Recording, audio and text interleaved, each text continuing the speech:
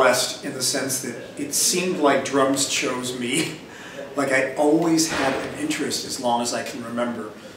And that was fueled intensely when I saw the Beatles on Ed Sullivan. When I don't know if I saw the first performance or the second, because I might have been too young to see the very first one, but I saw a performance with my brother and my parents. We were watching the Ed Sullivan Show on TV and I saw the Beatles, and it just, I know it changed a lot of people's lives.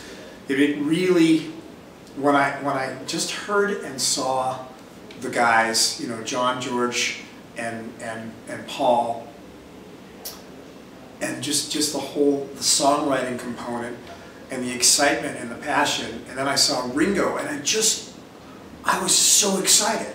Like when I saw him playing drums, there was something about the movement, the sound, the architecture of the instrument that got me so excited. And then I saw the screaming girls, and I love girls. I've always loved girls. When I was a little boy, I never made fun of girls. I said, if you don't like the girls, you send them my way. And then later on, I remember me and my friend Kurt Diesel when instead of playing Army, instead of playing all these other things, we would run around his backyard pretending like we were the Beatles being chased by girls. So that was a big fuel for me as well. And then the passion was undeniable. I talk about how I wanted to play drums, and my parents said no. My mother said, drums are too loud. Why don't you play a nice instrument like your brother Randy, who plays violin? My godfather was my brother's teacher. His name is my Uncle Ben. And we went to my Uncle Ben's house while my brother was having a lesson, and I saw a cello in the corner, and I said, okay, I'll play cello. And I cut a deal with my parents that if I practiced cello every day, they would buy me a snare drum and a pair of sticks from, we had what was called the Sears catalog, and closed the deal. They didn't have to tell me to practice drums, but I did practice cello. And so I grew up playing in orchestras, playing cello, and I started playing in bands, playing drums, and I started taking private lessons and, at a very young age, but I always played along with music. So for me, probably the bigger influence on me, more than the private lessons, was just listening and always playing along with music. You know, anything from, I try to play along with Buddy Rich big band records, because I always loved Buddy Rich. I'd play along with Beatles records, of course. I'd play along with Blood, Sweat and Tears, an early sort of fusion rock band. Bobby Columby was the drummer. And Floyd Sneed from Three Dog Night. You know, these strange influences, just stuff you'd hear. And my brother was listening to Frank Zappa early on, and he listened to Zappa for the humor, for the comedic part of it, and I started, as I got older, started realizing, wow, this music is really intense and complex, and I developed a real love for Frank Zappa. And then when I was older, about 21 years old, I really delved fully into studying Frank Zappa and odd groupings and odd meters, and I kind of got some of that vocabulary together, which influenced my playing. And I've always loved fusion, and I played in big bands in high school. And probably the most profound teacher I had was Freddie Gruber, who, rest in peace, he just passed away, who's one of the marvelous teachers. He teaches Weckel, taught Weckel, Steve Smith, and Neil Peart, and Ian Wallace, and of course, one of the people that he taught is a guy who's now my drum instructor when I take lessons, who is Bruce Becker, who studied with Freddie for 25, 30 years now. He teaches Freddie stuff. And then I also was always interested in the recording aspect of drumming, because even though I loved playing live, I loved the feeling of being able to play and then hear myself back. So when I was very young, I started buying tape recorders and getting into the recording component. I studied recording engineering and I studied music theory. So I basically created a well-rounded education just by what I studied. Although I never went to college, I never went to university for it. I don't even have a bachelor's degree because I was going to college for accounting, other things. My mother wanted me to go to have something to fall back on, and I just ended up playing music full time, and I never looked back. Started working in studios. I was an engineer in studios, and that also led to my desire to want to communicate what I understand about the recording of drums, and that's why I came out with this DVD last year, A Day in the Recording Studio, because I've always loved being able to do things myself. And as it turns out, nearly all the sessions I do myself now, because it's internet drumming, it's the wave of the future, actually it's the wave of the present. Most of these studio drummers in Los Angeles have their own studio set up, and we record drums on our own. So that's kind of my path. Oh, and of course, I've done, work with some incredibly successful artists. I've had this stellar career for which I'm so grateful every single day. I'm just eternally grateful all the time. It seems like the older I get, the more grateful I am, rather than the more I take it for granted. Because I realize that I've certainly worked hard, and I've communicated a lot. And I don't believe there are any accidents, like things don't just fall in your lap. But I do believe that I've been very grateful and that I've met amazing people that have helped stimulate my career and have introduced me to more people. And I've made the most of those connections and made a lot of friends and hopefully haven't made any enemies. And I continue to just have an amazing time. I was working with Pink for 5 years now. I'm working with Foreigner, and we've been touring the world, and we're about to do an acoustic tour where I'm going to be playing percussion and cello for 3 months. So this cello thing keeps on coming back to me. I played cello on the Paint Tour as well in 2009. My story is, yes, practicing is very important because you have to have your craft in line, and you need to find a great teacher. I always say, if you find a great teacher, listen to everything they say and try everything they say. You'll know if something isn't right for you, but I find that some people tend to just sort of disregard certain things and do what they want. No, listen to your teacher, not only in drumming, but in language and math. Listen to your teachers and embrace everything, all the information, and then you can disregard, once you've embraced the information, you can disregard what isn't right for you. So that's what I've done. I've studied with Louis Belson's brother, Henry Belson. As I said, I studied with Freddie, I studied with Mel Zelnick, some of the early teachers that I had. Then I started teaching when I was 19 years old, and when I taught, I ended up learning more than I had ever learned because I had to break things down. Some things had come naturally to me, and I had to really think about how, you know, the structural component of playing and groove, and I've always been a freak for groove. And I finally got the opportunity to do a tour with Brenda Russell, this R&B artist, opening up for Billy Ocean in 1988, and that was through a guy that I had met earlier whom I had tutored in English. This great drummer named Armin Grimaldi, and he couldn't do the gig and recommended me, and I ended up doing that as my first gig. And then I have done a variety of different auditions.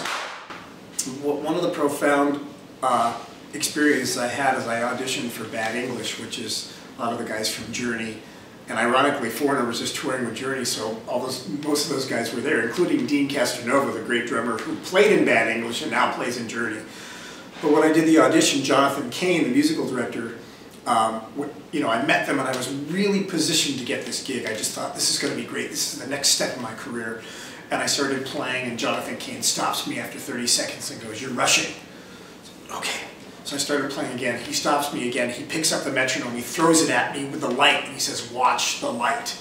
So I didn't get that gig, and I was upset, but it was a great experience for me because for the next year I worked with a metronome every day. I did a rhythm course where I was clapping with a metronome, clapping at different tempos. Then I started practicing behind the metronome, ahead of the metronome, playing, seeing where I was naturally, my fills were naturally speeding up and slowing down, and really gaining control of my internal sense of my internal clock, my internal sense of time.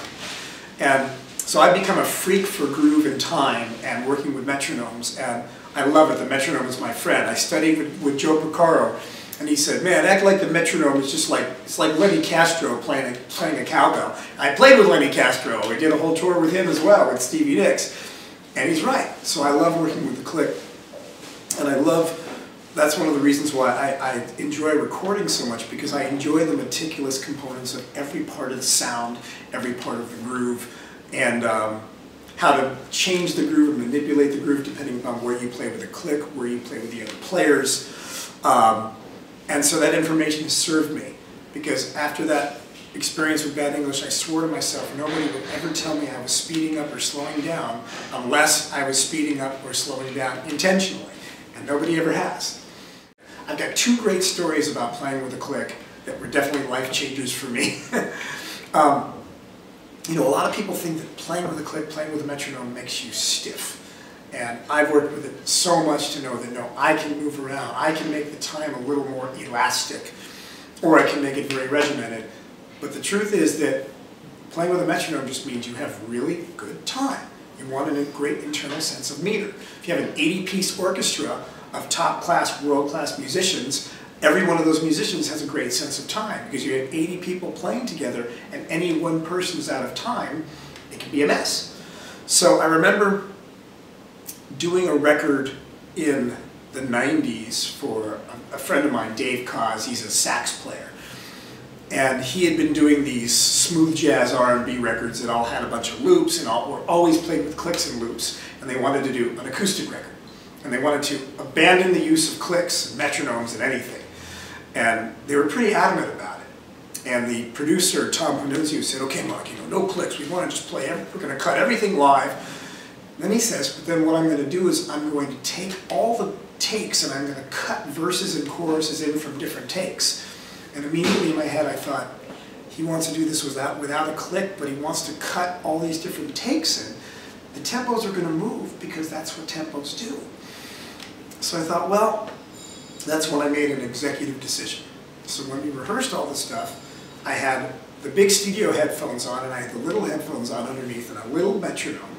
And I told them I was just using the metronome as a tempo basis to start the songs. But then I ended up playing the songs with a click. They felt great, because I knew they would feel great. And then a week later, after we're done, and Tom Panunzio's cutting all the takes together, he calls me, he goes, "Mark, I gotta tell you, man, your time is perfect. You made it so easy for me. I've been able to cut all these takes together, and there's been no problems at all. You're so great." And he hired me for 4 more records. Cha-ching! So, the click is your friend. Another experience. I got the gig with Stevie Nicks, who sings for Fleetwood Mac, and she's very organic, and she's very old school. She's a wonderful lady, and Waddy Wachtel, very famous guitar player, is the musical director, and Waddy kind of talks like this. He said, "Mark, so you know, Stevie doesn't like to use clicks or anything, you know, make sure that the tempos move and that they're not rigid. She doesn't like clicks and everything." I said, "Okay." So we rehearsed for 5 weeks, and I used a click on every song. Because I wanted to, even if I wasn't going to use the click live, because I respect what their desires, I wanted to lock in the tempo memory, lock in the muscle memory, so everybody was just comfortable. Especially because when you're rehearsing and you get on stage and you have your adrenaline and your perception changes, and how many times have we seen bands, you go see a band and they're playing something too live and it loses the groove because there's only a certain point where things really still groove, how much above a certain tempo you can get, and it's still going to feel good for a specific song. So for all 5 weeks, we played every song with a click, every rehearsal. So it comes to gig time, we played the first couple of shows. After the first show, I said, "So how'd you like it, Waddy?" He goes, "Well, you know, it was great, but this song was too fast, this song was too slow, this was too fast." I said, "Okay." I didn't say anything about the click because it's not about me, it's not about my ego. I just want to make it easy for them. So we play the next show, same thing. One song might be too fast, this one might be too slow. I said, "Okay, great, I don't care." Third song, third show, the same thing. He said, "Waddy, I gotta tell you, I was referencing every song with a click to make sure the tempos were right." He says, "Oh, really? All right, well, it must have been me then, never mind." And he never bothered me again. And everybody was happy. It was like, you know, Lenny Castro's on the tour. It was just a brilliant tour. So the tempos and the click, everything was really, really locked in. So I do believe that it's okay to play with click tracks, and it's definitely okay to bad tempos. It's also okay to speed up and slow down. Just know that you're doing it. Because sometimes I will kick the band, and sometimes I have a very unique setup when I play live, and a lot of people don't know about this, but I use the TD-20, the Roland unit, as a metronome.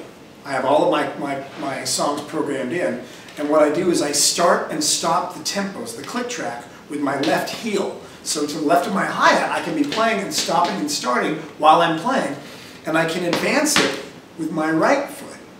So I'm always, sometimes I'll turn the click off, because it's okay to play without a click, but I might turn it back on to check the tempo reference. And sometimes the band just wants to go. So I might turn the click off because the band wants to go. Sometimes the band hasn't had enough sleep and they're pulling back. So I'll turn the click off so we can pull back, because I don't want to be rigid about it. But this allows me to start and stop the click and have different tempos set up that I can advance with my right foot, and I never even stop the groove. So that's one little secret that I've been doing in my 23 years of touring that I guess has worked. Yeah, the click. The click. By your side. By my side. And of course when playing with Cher, playing with Pink, there are a lot of loops and a lot of samples and such, so we're playing most of those songs with clicks anyway. There's a Pro Tools rig off to the side, and then they're sending me the clicks. But the songs that don't have the clicks and the metronomes, I have on my own for tempo reference. But not every song's going to work with the clicks. I'm the guy that really tries to enjoy every moment. You know, I had cancer, and I've had a few issues in my life that have caused me to realize that every moment is precious, and life is just a series of nows, and the past doesn't exist, and the way you live your life now determines your future. So I feel like, man, I got to embrace this moment, and this moment, and this moment. So you know, occasionally I might complain or whine, but it's a very rare occurrence, and I'm usually the guy that's kind of making sure, doing my best to endorse that everybody else is happy around me, because if people around me are happy, then it's very easy for me to be happy. So the experiences are generally great. Sometimes you're traveling, you know, more of the experiences around the traveling and being tired. Even on this tour, I did a clinic in Kiev and got done with the clinic, had dinner, went back to the hotel. By the time I got to sleep, I got about 3.5 hours sleep, woke up at 4:30 or 5 in the morning, got on a plane, and then flew to the Czech Republic to do a clinic the next day. So to me, the most challenging thing sometimes is getting sleep. Other times you have all the time in the world. When the tour is on a groove, you can sleep. You can sleep all day if you want. But I like to always get things done and enjoy myself. So and try to do some work and see the sights. But the playing experiences have all been incredibly high. I mean, playing, you know, highlights. I played in front of 220,000 people at the Glastonbury Festival with Simple Minds, and I look on the side of the stage and I notice Peter Gabriel standing on the side of the stage watching the show. I thought, this is a moment I'm just going to remember, because I'm looking out at the audience. The audience is on grass, and it's going like this, and I can't even see the end of the audience. It's like a sea of people, and that was magnificent. And Page and Plant played before us. I used to joke and say, yeah, Led Zeppelin opened up for us, you know. That was a very memorable time. And shooting the DVDs I did with Pink were really memorable. With Pink, we played 57 sold-out arena shows in Australia. She broke every sales and attendance record. You know, so we did 17 shows in Melbourne, and we shot a live DVD in Sydney, and you feel like you're on the height of someone's career. You're just at the top, and it's just really, really brilliant, and I love it. And you know, the first time I ever played the Tonight Show in 1988 with Brenda Russell, and I realized this is going out, and if I screw up, they're not going to stop rolling. It's not exactly live, but it will be live in 3 hours. And I remember sitting behind the drums and going, wow, this is a big deal. You know, 10 million people are going to watch this tonight. And they're not going to stop they might stop if she screws up. Like, I ended up doing a lot of these shows, and one of them I did with Richard Marx, and we started playing and his microphone wasn't working, so we had to stop and restart, because that's why it isn't actually live. But I've done live shows then too. The Grammys, American Music Awards, where you have a 7-second delay. That's all you got. If something messes up, they have 7 seconds to fix it. So you're going to play something that millions of people are going to see live, and then you got to be on your game. That's exciting. That's when the adrenaline's really rushing, and you go, wow, this is fantastic. Especially when you're really playing live. An example, when I did the Grammys with Tina Turner, we had pre-recorded the songs. We were playing along with our own tracks. So she was singing live, and then we were performing with Beyonce. They were both singing the leads live, but we were playing our own tracks. So I could even like flip sticks and do whatever. It didn't really matter, because I was playing along with my own track. But played the American Music Awards with Pink, and we were playing live with an orchestra on TV, and you're going, wow, that's heavy duty. That's an amazing amount of fun. So I got to say, my experiences have been generally just profoundly wonderful. And the negative experiences I don't even want to talk about. I have seen the industry change. I've seen people using first programmed drums and now samples and these production collections of really well recorded drums that people are playing. I've even done a few of them before, where they can put in, you know, actual drum track and cut in fills, and that's fantastic. But nobody is going to be able to get the real nuance of playing like a drummer who's playing along with a track. And that's where the magic happens. So I decided to do a DVD, because for the last few years I'd been doing these drumming recording seminars. And I'd go all over the world and just bring people in a local studio and spend 12 hours talking about miking, signal path, processing, tuning, and my own system of charting, which is a really quick system of charting. And I woke up one day in 2009 and said, you know, I should do a DVD, because this is what is happening now in the world. And when you've got people like Dave Weckl and and J.R. Robinson, and all these famous studio drummers that have their own recording setups because it's gotten so expensive and the industry has changed. Previously, before you even recorded one drum note, you paid $500 or $600 or $700 for a studio, $500, $600, $700 for an engineer, let's say €1,000 for the day just to record drum tracks before you've even hit a note. Yeah, that's expensive. People are going to want to just use programmed drums. But if you can give them the ability to play drums for them because you can record them yourself, you could charge somebody $100 a track. You could charge €50 for a track. You could charge €500 for a track. I've done it for a variety of different prices, and I might be a little bit more expensive than some people. But what I can do is someone can send me an MP3 on the internet. And before I left for this clinic tour, I did something for somebody in Australia, somebody in Germany, and somebody in Mallorca. So they get Mark Schulman on their tracks. They send me an MP3, and most of them have programmed drums already, or used a sample library, and might have even put in some really good sounding drums. But when I play the track, they go, oh, that's a different story, because then they got a drummer responding musically to the track and always doing things they wouldn't do. So they usually send me a track with or without drum programming. I listen to it, I chart it out. The average pop song I can chart in 15 minutes. The average pop song I can record in a half hour. That's 2 or 3 takes of drum tracks, extra fills, samples. Then I'm done. I upload it onto the FTP site in an hour. So I can do a whole record in a day very easily, and I've done it many, many times. And so I put out a DVD called Day in the Recording Studio just to show people how easy it is. And it's fun. I mean, I'm a funny guy. My wife's in there checking the drums. We stage a fake fight between me and the engineer because we're arguing about mic technique. And it shows him in the bar drinking, But, because I like to have fun with it all. But the truth is that it's the new business. And I've had some students that are doing really, really well. Students from the original drumming recording seminars I did. I saw a guy in San Diego. He said, yeah, I did like 200 tracks this month. I'm like, you're doing more than me. But you can do it. And all the money goes in your pocket. And it's so much fun. And you can control it. You can do it in your own time. You can go take a nap and wake up at midnight and record a drum track then. It's a wonderful, wonderful thing. And it's just very important to be aware of what the industry is now. Record companies in America don't even sign a band that doesn't have their own recording and isn't already selling records or CDs or downloaded music.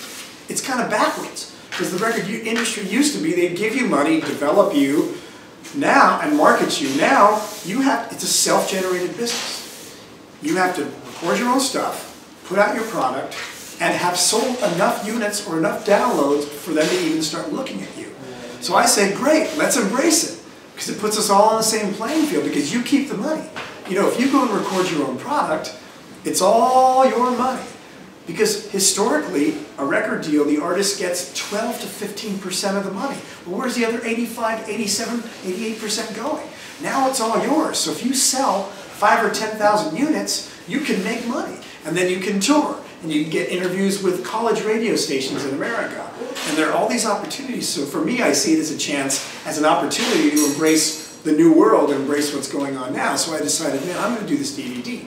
And then I came out with my own signature snare drum to boot for Gretsch, which I'm very excited about as well. And that came out very organically. I was talking to John Palmer, who's the design engineer for KMC Gretsch in America. And I've been doing so many clinics. I said, John, I'm doing these clinics, and I'd love to have a second snare drum, but Gretsch doesn't seem to have the kind of second snare drum that I would want to play. I'd want to play a wood drum like a 12 or a 13 and make it deeper like a 6. But high quality, but not super expensive. And I've always played the fat snares underneath because I always like a lot of crisp articulation as well as fatness. And so by the time I got done describing everything that I wanted in the drum, John said, okay, let's make the Mark Schulman signature snare. And then it came out. It's 12 and it's a 13 and it's a medium priced drum, but it sounds great. And it's great for like, hip hop, R&B, urban stuff. And it's also, you can get a really fat tone for rock stuff too. So it's a great drum, and it's actually selling better than anybody expected. So I guess we're doing something right.